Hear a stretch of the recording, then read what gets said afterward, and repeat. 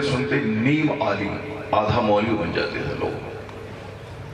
جتنی جانکاری آج کل کے موبائل چلانے والے مولوی کو نہیں ہوتی ہے اتنی جانکاری پبلک کو ہو جاتی تھی دین کی، کیونکہ وہ 5 گھنٹے دین سنتے تھے، اپنے خطیبوں اور اپنے رہنماؤں کو سنتے تھے. اور جب سے تقریر کمزور ہو گئی اور نعت خوانی کا رواج بڑھ گیا تب سے لوگوں نے دین سننا ہی بند کر دیا. تقریر سنتے وقت پریشانی ہو جاتی ہے اور نعت سن کے لوگ چلے جاتے ہیں. کیوں؟ اس لیے کہ نعت سننے میں مزہ آتا ہے. نعت بھی کیا نعت ہوتی ہے، وہ گانے کی طرز پہ نعت ہوتی ہے. یعنی جو دل میں گانا سننے کی خواہش رہتی ہے اسی کی تکمیل نعت کی آڑ میں ہو جاتی ہے. گھر میں تو گانا سنتا ہے، اب یہاں تو کوئی گانا گا نہیں سکتا ہے اور گانے کے طرز پہ نعت پڑھی جا سکتی ہے. جو لوگ پڑھ رہے ہیں ان کے حساب سے کہہ رہا ہوں، قانون یہ نہیں ہے. تو اب ہے کہ لوگ اسی کو سننے آ جاتے ہیں، چلو مزہ آ جائے گا. تو جب آئے گا مزہ لے کے چلا جائے گا بچہ، 90 سال کا بھی ہو جائے تو بھی ایک حدیث مصطفیٰ کی یاد نہیں ہو پائے. قرآن شریف کی ایک آیت کو یاد نہیں کر پائے گا. اگر وہ صرف نعت سنا چلا گیا کیا ملے گا اس کو؟ ہمارے بچے جو ہاتھ سے نکل رہے ہیں، ہریجن کا بچہ ڈی ایم ہو رہا ہے. ہریجن جانتے ہیں؟ وہ دلت لوگ جو غریب لوگ ہوتے ہیں، مسہر لوگ، ہندو جس کو برہمن راجپوت آدمی ہی نہیں مانتا ہے، مگر وہ ہریجن کے بچے ڈی ایم ہو رہے ہیں. ہریجن کے بچے بلاک ڈیولپمنٹ آفیسر ہو رہے ہیں اور ہمارے بچے عشق باز ہو رہے ہیں. ہمارے بچے دل پھینک عاشق ہو رہے ہیں. ظاہر سی بات ہے، دنیا پڑھے گی، لکھے گی، ترقی کرے گی. آج جو صرف گلی کوچے میں گھومیں گے پھریں گے، موبائل چلائیں گے چوری کا، اور دوسروں کی بہو بیٹی کو دیکھیں گے، وہ ڈی ایم کہاں سے بنیں گے؟ وہ تو عاشق بن جائیں گے، وہ دل پھینک عاشق بن جائیں گے. ایک جوان لڑکا مسلمان فیملی کا، وہ ٹرین کی پٹری میں کٹ گیا. اس کا باپ ہم سے تھا، میرا نمازی تھا، میرے پیچھے نماز پڑھتا تھا میری مسجد میں، میرا مقتدی تھا.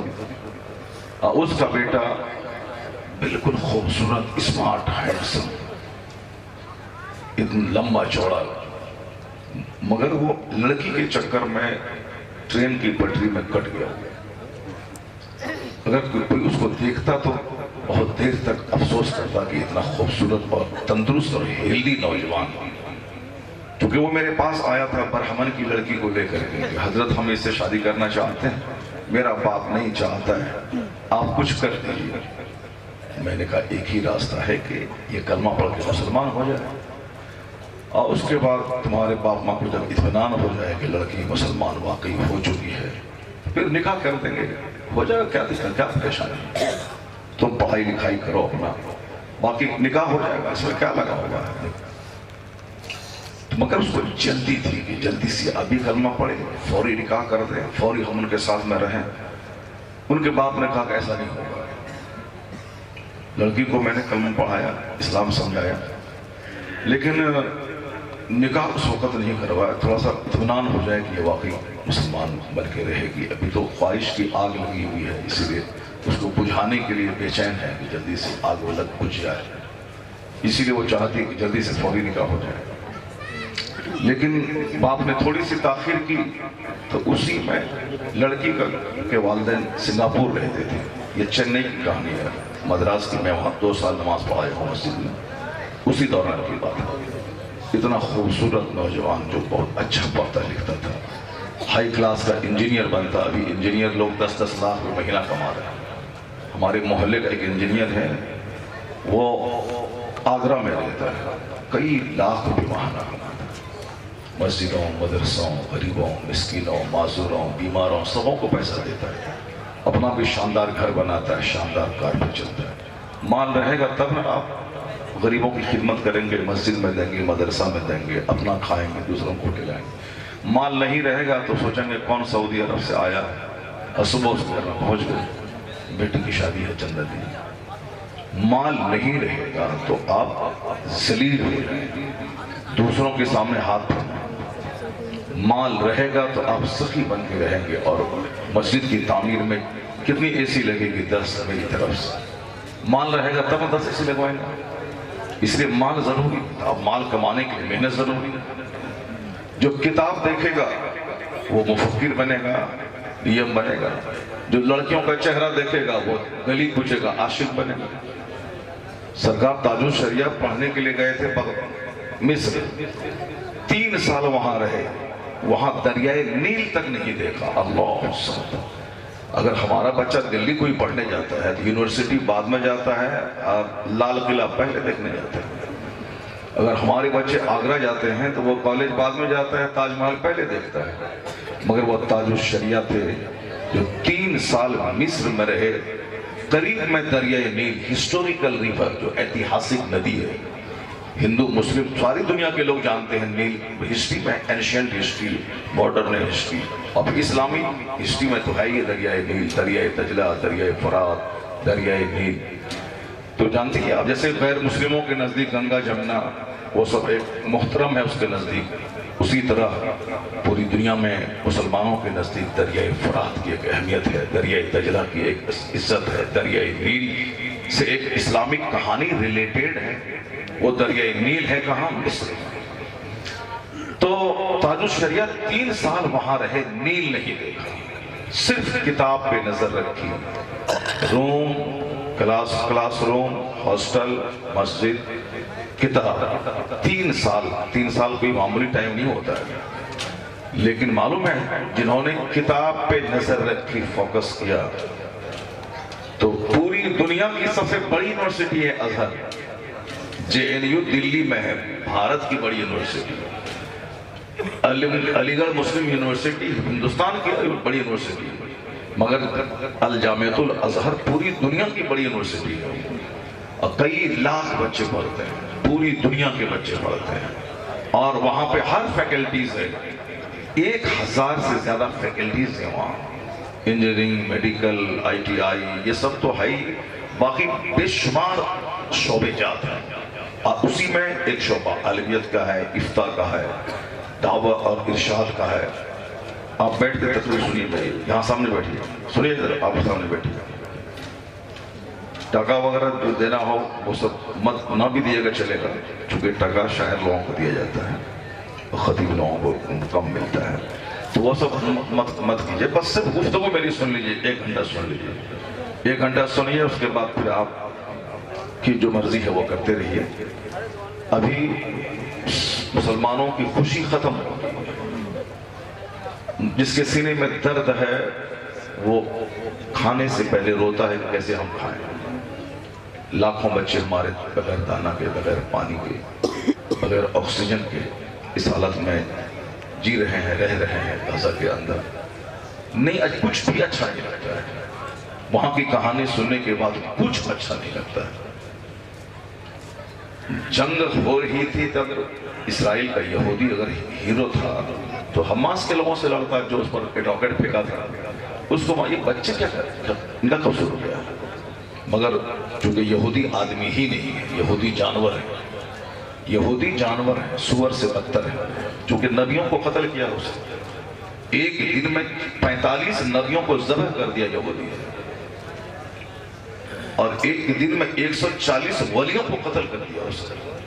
یہ قاتل قوم یہودی، اور یہ یہودی بولتا ہے کہ نصرانی کافر ہے، اور نصرانی بولتا ہے یہودی کافر ہے۔ اور قرآن شریف میں آیا وَقَالَتِ الْيَهُودُ لَيْسَتِ النَّصَارَى عَلَى شَيْءٍ، یہودی بولتا ہے کہ نصرانی کچھ بھی، وَقَالَتِ النَّصَارَى، اور نصرانی کہتا ہے یہودی کچھ بھی، یہ دونوں ایک دوسرے کو کافر کہتے ہیں۔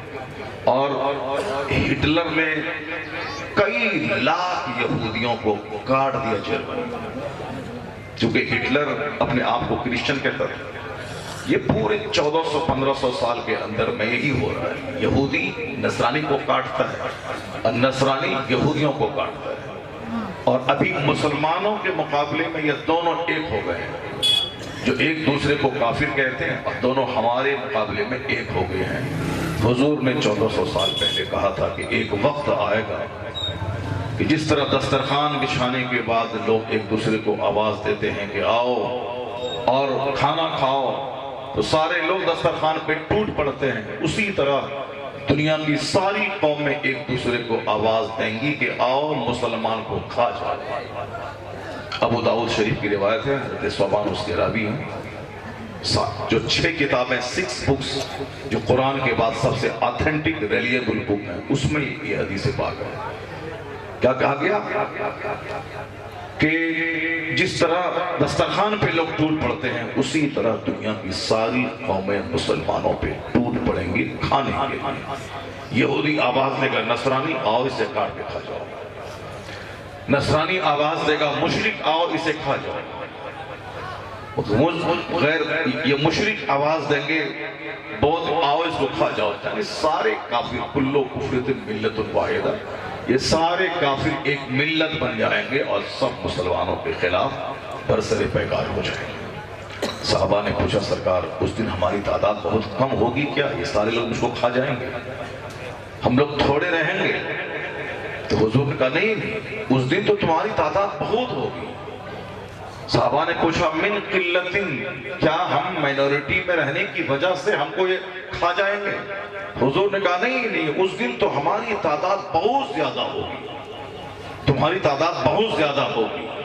لیکن حضور فرماتے ہیں سیلاب کے زمانے میں پانی کے اوپر میں جو گھاس بہتی ہے، جو تنکے بہتے ہیں، بے وزن بہ رہے ہیں، اسی طرح تمہاری حیثیت بے وزن تنکے کی طرح ہو جائے گی، تم رہو گے بہت۔ ابھی مسلمان 200 کروڑ ہیں دنیا میں، 200 کروڑ، 2 کروڑ نہیں، 200 کروڑ۔ یہودی کتنے ہیں اسرائیل میں؟ 70 سے 80 لاکھ، 1 کروڑ بھی نہیں ہے، 1 کروڑ بھی نہیں، 70 سے 80 لاکھ پوری دنیا میں۔ مسلمان ہیں کتنے؟ 200 کروڑ، 2 ارب۔ اگر ہر مسلمان صرف ایک اینٹ اٹھا کے پھینک دے اسرائیل پہ تو اسرائیل اینٹوں کا دیش بن جائے گا، اس کا نام و نشان مٹ جائے گا۔ لیکن حضور کیا کہتے ہیں؟ غور سے سنیے، سرکار کہتے ہیں کہ تمہاری حیثیت بے وزن گھاس کی طرح ہو جائے گی۔ صحابہ نے پوچھا کیوں ایسا ہوگا؟ تو حضور نے کہا تمہارے تعلق سے جو ایک روح کافر کے دل میں ہے، ہیبت، وہ ہیبت اس کے سینے سے نکل جائے گی۔ ایک اولاد اپنے باپ سے محبت کرتی ہے، ایک ہیبت رہتی ہے میرا باپ، ایک عزت ہے یہ میری ماں ہے۔ لیکن جب باپ کی ہیبت دل سے نکل جائے تو بچہ باپ کا احترام چھوڑ دیتا ہے۔ مسجد کے امام کی ایک ہیبت رہتی ہے پبلک پر، یہ میرے امام ہیں، یہ میرے مولانا ہیں، لیکن یہ ہیبت اگر ختم ہو جائے تو مولانا کوڑی کی تھی۔ عزت، ادب، اسلام ادب کا مذہب، لیکن اخیر زمانے میں ماں کے پیٹ سے کتا پیدا ہو، اخیر زمانے میں ماں کے پیٹ سے کتا پیدا ہو۔ کتا کا مطلب ہوا جو دوسروں پہ بھوکتا ہے، تکلیف دیتا ہے، نہ مسجد کا احترام، نہ جلسے کا احترام، نہ مولانا کا احترام، نہ باپ کا احترام، یعنی کتوں کی نسل ہوگی، کتے پیدا ہو۔ بزرگوں نے کہا اخیر زمانے میں ماں کے پیٹ سے کتا پیدا ہو، اور اس کو دیکھیں اپنے سماج میں آپ، نہ باپ کا احترام، نہ ماں کا احترام، نہ مسجد کا احترام، نہ مدرسے کا احترام۔ کتے، یہ ہندو تیری مسجد کا احترام کرتے ہیں، یہ ہندو اس کی بارات مسجد کے سامنے سے گزرتی ہے، یہ ہندو جو سمجھدار ہندو ہیں وہ ڈی جے بند کر دیتے ہیں، یہ عبادت کی جگہ ہے۔ اور ہمارے کتے بچے اس مسجد کے سامنے بیٹھ کر گٹکا کھاتے ہیں، وہاں بیٹھ کر گالیاں بکتے ہیں، وہاں بیٹھ کر گانا گاتے ہیں۔ اس لیے بزرگوں نے کہا اخیر زمانے میں ماں کے پیٹ سے کتا پیدا ہوگا۔ کتے تمہاری مجلس کا احترام ہندو کرتا ہے، ہندو کو میں نے دیکھا بیٹھ کے تقریر سنتے ہوئے، شہروں میں ہندو بیٹھ کے سنتے ہیں، اب تم کتے ہو کر جلسے کی بے عزتی کرتے ہو، اپنی مسجد کے امام کے خلاف زبان کھولتے ہو، اور تم اسے ناٹوگی اور سرکس کی محفل بناتے ہو اسے کو۔ یہ محفل رونے کی محفل ہے، یہ محفل آنسو بہانے کی محفل ہے، یہ تم مومن بن کے کافر کو مٹانے آئے ہو کہ کافر تجھ کو مٹانے آئے؟ تم کافروں سے بدتر خصلت اپنے اندر رکھتے ہو۔ ادب اور ڈسپلین سب سے بڑی چیز ہے۔ ادب، ماں کا ادب، باپ کا ادب، بڑوں کا ادب، بوڑھوں کا ادب، مسجد کا ادب، مدرسے کا ادب، جلسے کا ادب۔ نہیں جانتے جنت کی کیاری ہے جلسہ، بس کھایا پیا جانور کی طرح جیا اور مر گیا۔ کتے سے بدتر زندگی کیوں گزارتے ہو؟ یہ سارا قصور ماں کا، یہ سارا قصور باپ کا ہے۔ جب ماں ہو جوکرائن تو بیٹا اس کا مہا جوکر پیدا ہوتا ہے۔ جب باپ ہو بے نمازی گٹکا خور رزیل، اس کا بیٹا چور ڈکیت جلسہ جلوس مسجد مدرسے کا احترام پامال کرنے والا پیدا ہوتا ہے۔ لیکن جب باپ ہو نیکی کا پتلا، سید موسیٰ صالح جنگی دوست، رات میں سجدہ دن میں جہاد، اور ماں ہو سر سے لے کے پاؤں تک نیکی کا پتلا، نہ زبان نے خطا کی نہ آنکھ نے خطا کی، تب بیٹا ولیوں کا سردار عبدالقادر جیلانی پیدا ہوتا ہے۔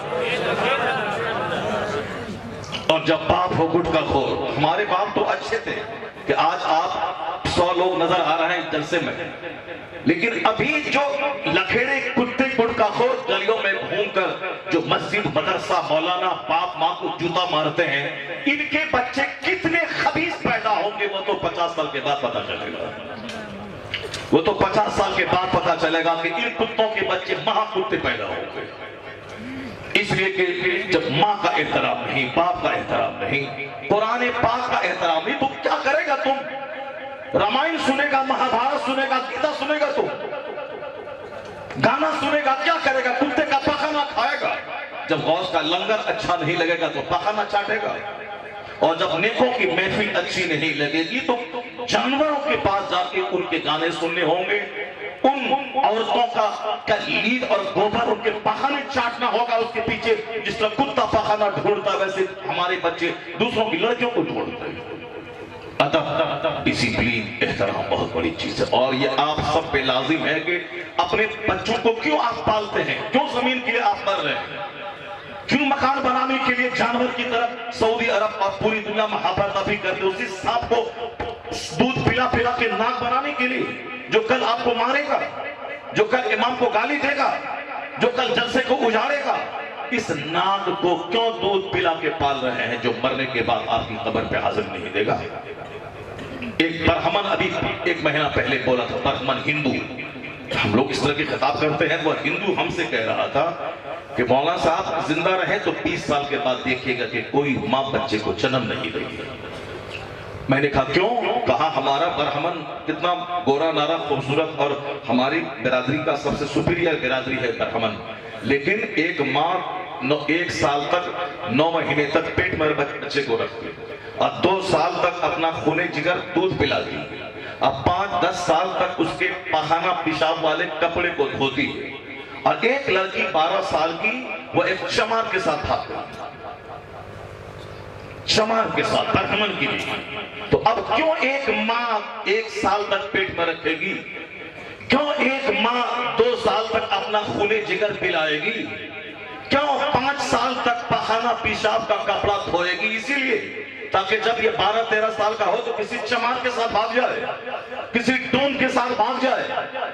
یہ صرف اس کی کہا، میں دنگ رہ گیا اس کی بات سن کر کہ ایک غیرت مند عزت دار باپ جب دیکھے گا کہ اولاد کے پالنے کا یہی حشر ہو رہا ہے تو کوئی عزت دار باپ اولاد کو جنم نہیں دے گا۔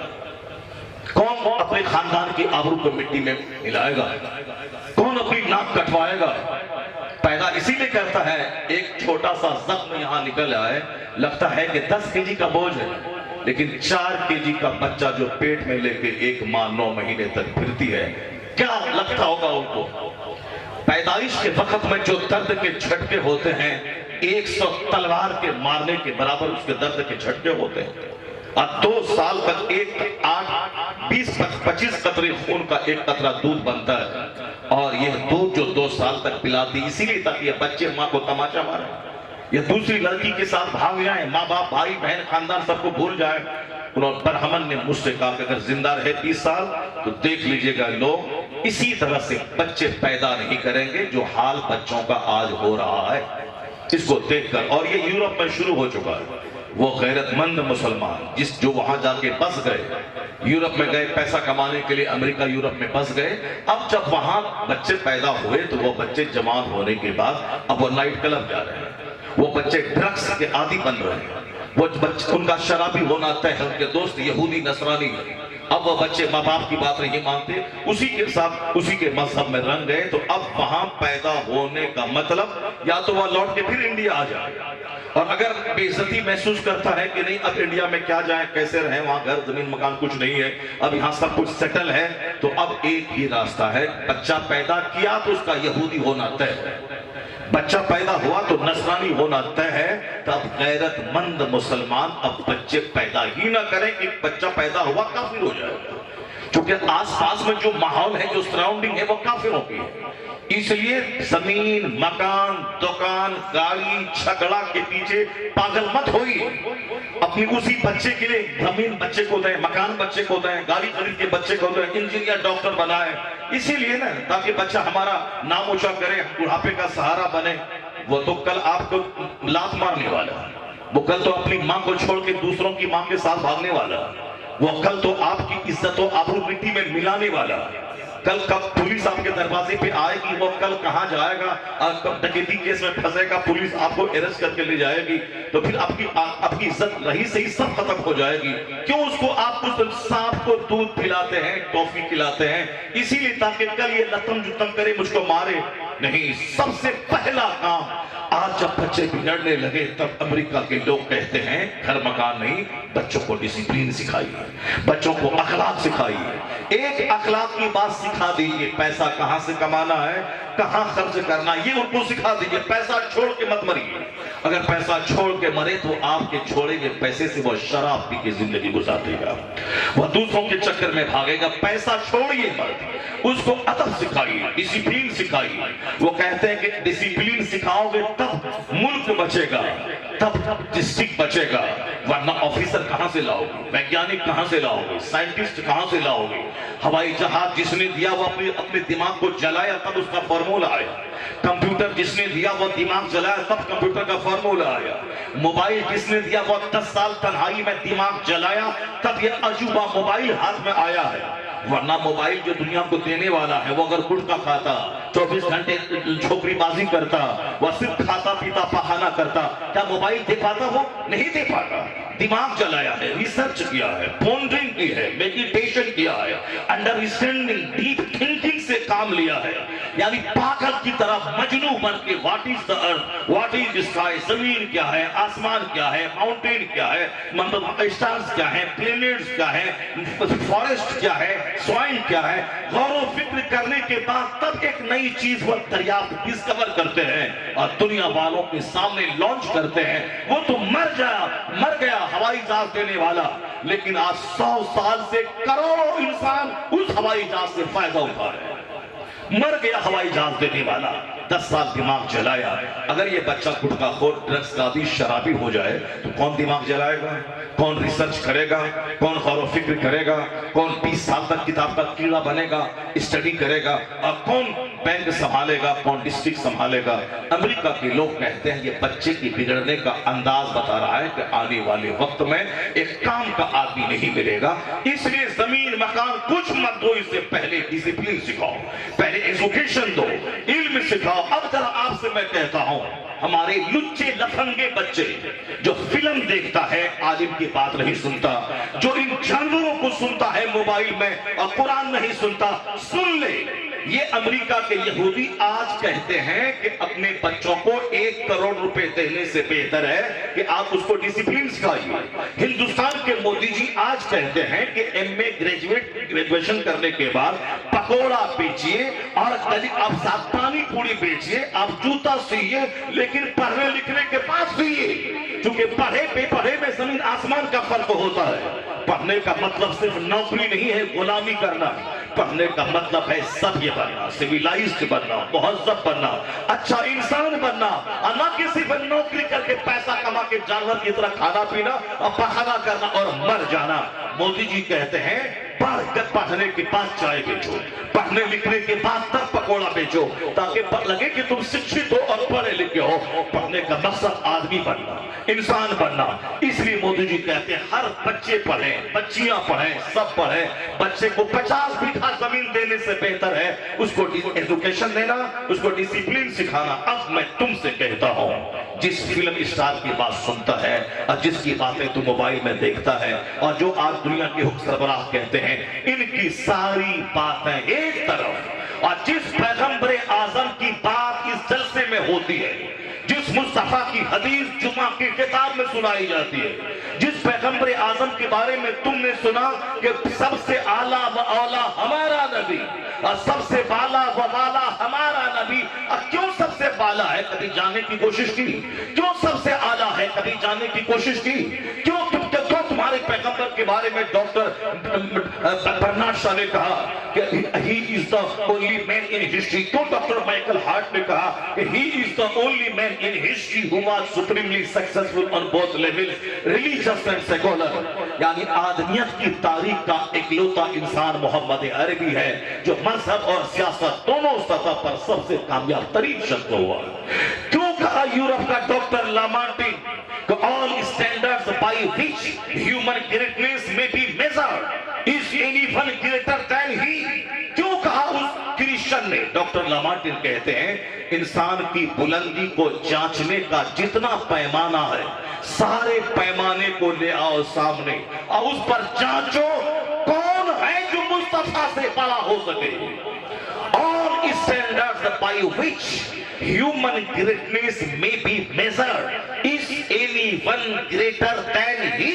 ये क्रिश्चियन बोलता है, मुसलमान का कौल नहीं है।